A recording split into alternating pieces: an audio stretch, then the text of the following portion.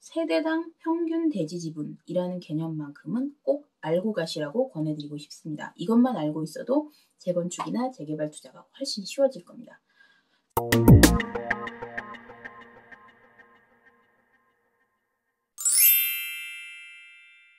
솔직히 이 책이 쉬운 책은 아니에요.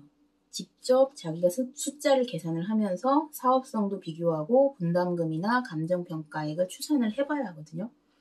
저희가 책이 나올 때마다 도와주고 계신 독자 에디터님들 첫 번째 원고를 받고 피드백을 주셨을 때 소감이 뭐라고 되어 있었냐면 부동산 책인 줄 알고 폈는데 수학책이더라. 이런 후기도 있었어요. 그렇지만 숫자가 나온다고 무조건 싫어할 게 아니죠. 숫자가 나온다는 건 그만큼 정확한 계산이 가능하다는 뜻이잖아요. 숫자 때문에 부담스럽고 어렵다고 느끼신다면 숫자 계산은 나중에 하시더라도 앞부분에 나오는 기초 이론만큼은 확실히 깨우치시기 바랍니다. 기본 개념이 확실하게 잡혀 있으면 뒷부분에 등장하는 숫자 계산 공식도 어렵지 않게 따라갈 수가 있거든요. 그래서 뒷부분은 주로 사례 중심으로 어떤 식으로 계산하는지가 계속 반복이 됩니다. 하지만 앞부분은 왜 그런 공식이 나오는지를 글로, 개념으로 풀어서 하고 있거든요. 이 부분만큼은 반드시 꼭 공부를 하셨으면 좋겠습니다.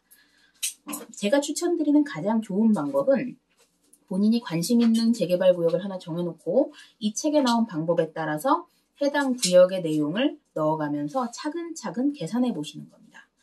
장담하건대 한 3번 정도만 그렇게 실습을 해보시면 이 책 내용을 확실하게 이해하실 수 있을 겁니다. 혹시 그래도 부족하다고 생각되시면 열정이 넘쳐님이 매월 운영하시는 정규 강의를 한번 들어보세요. 매월 운영하시긴 하는데 대신 소규모로 진행이 되기 때문에 웬만한 질의응답은 다 받아주십니다. 그래서 열정이 넘쳐님의 정규 강의는 재수강, 삼수강이 굉장히 많아요. 그만큼 공부도 많이 해야 하고 또 바로 지금 현재 뜨고 있는 지역들을 예시를 들어서 설명해 주시기 때문에 굉장히 실용적입니다. 책을 한번 읽어보신 후에 시간이 되신다면 강의도 한번 들어보시는 것을 추천드립니다. 어떻게 이런 공식을 생각해내셨나 싶을 정도로 놀라운 면이 많은데 그 중에서도 특히 저는 세대당 평균 대지 지분이라는 개념만큼은 꼭 알고 가시라고 권해드리고 싶습니다. 이것만 알고 있어도 재건축이나 재개발 투자가 훨씬 쉬워질 겁니다. 세대당 평균 대지 지분이라는 건 말 그대로 사업장 전체의 면적을 세대수로 나눈 것을 말합니다. 이 숫자가 크냐 작으냐가 대략적인 사업성을 보여주는 지표로 사용이 되죠. 물론 구체적인 사업성은 아니고요. 그냥 대략적으로 비교할 때 아주 손쉽게 비교할 수 있는 그런 수치입니다. 재건축에서의 세대당 평균 대지 지분과 재개발에서의 세대당 평균 대지 지분이 조금 달라요. 재건축에서는 재건축 전에 아파트 단지 전체의 면적을 전체 세대수로 나눠서 계산합니다. 하지만 재개발에서는 약간 다릅니다. 일단 면적을 세대수로 나누는 것은 같아요. 하지만 이때 면적은 재개발 구역의 전체 면적에서 기부 체납 면적을 뺀 나머지 면적입니다. 왜 그렇게 계산하냐면 재개발은 구역마다 기부 체납 비율이 다 천차만별로 달라요. 그래서 제대로 비교를 하려면 기준을 통일시켜야 하거든요. 그렇기 때문에 전체 면적에서 기부 체납 면적을 뺀 것을 세대수로 나누는 것이죠. 그리고 그 나누는 세대수도 약간 다릅니다. 재건축에서는 사업 이전의 세대수로 나누었다면 재개발에서는 사업 이후, 그러니까 재개발이 완료되어서 새로 지어질 신축 아파트의 입주 세대수로 나눠야 하거든요. 그 이유도 마찬가지예요. 기준을 통일시켜주기 위한 것이죠. 재개발의 경우에는 현금 청산자 수가 다 제각각이기 때문에 사업 전의 세대수로 나누면 오차가 생길 가능성이 크거든요.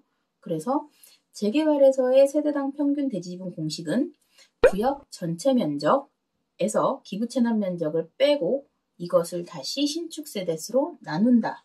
그 아파트의 평균 평형이 얼마나 큰가를 보여주는 것인데요.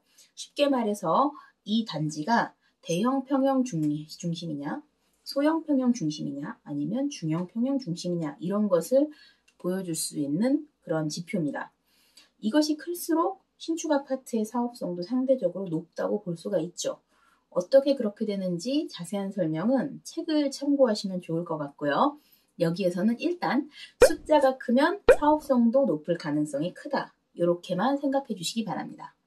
물론 이것은 대략적인 비교를 위한 것이지 세대당 평균 대지지분 그 자체가 사업성을 나타내는 지표는 절대 아니라는 거. 구체적인 사업성 분석 방법은 좀 더 디테일해야 돼요. 이 점 잊으시면 안 됩니다. 아셨죠?